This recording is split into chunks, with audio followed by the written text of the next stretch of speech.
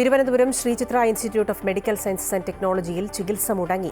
ഉപകരണങ്ങളും മരുന്നുകളും കിട്ടാതായതോടെയാണ് ഗുരുതര പ്രതിസന്ധി ഉണ്ടായത്.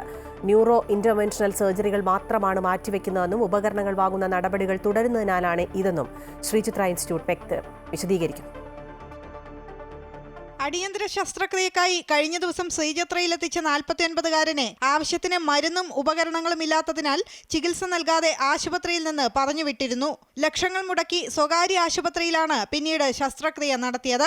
2 വർഷമായി കരാർ പുതുക്കാത്ത ഇൻസ്റ്റിറ്റ്യൂട്ട് മാനേജ്മെന്റിന്റെ ഗുരുതര വീഴ്ചയാണ് ശസ്ത്രക്രിയ മാറ്റിവെക്കാൻ കാരണം. ദേശീയ പ്രാധാന്യമുള്ള ശ്രീചിത്ര പോലെയുള്ള ആരോഗ്യ സ്ഥാപനങ്ങളിൽ ഓരോ വർഷവും ഉപകരണങ്ങൾക്കും മരുന്നിനുമുള്ള കരാറുകൾ പുതുക്കണമെന്നാണ് ചട്ടം. മിനിമം സ്റ്റോക്ക് ആശുപത്രിയിലെത്തിച്ച് ചെലവാകുന്നതനുസരിച്ച് ബിൽ ചെയ്യുന്നതായിരുന്നു രീതി. കഴിഞ്ഞ 2 വർഷമായി Sree Chitra institute for medical science കരാർ പുതുക്കിയിട്ടില്ല.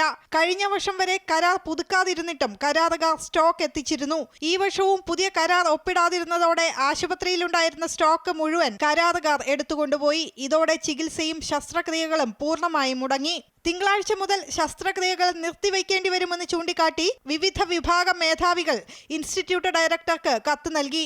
ഉപകരണങ്ങളും മരുന്നുകളും ലഭ്യമാകാതെ വന്നതോടെയായിരുന്നു തീരുമാനം. ഉപകരണങ്ങൾ വാങ്ങുന്ന നടപടി തുടരുകയാണെന്നും ന്യൂറോ ഇന്റർവെൻഷണൽ സർജറികൾ മാത്രമാണ് മാറ്റിവെക്കുന്നതെന്നും ശ്രീചിത്ര ഇൻസ്റ്റിറ്റ്യൂട്ട് വിശദീകരണം നൽകി. മറ്റ് ശസ്ത്രക്രിയകൾക്ക് മാറ്റമുണ്ടാകില്ലെന്നും അധികൃതർ വ്യക്തമാക്കി. അമൃത ന്യൂസ്, തിരുവനന്തപുരം.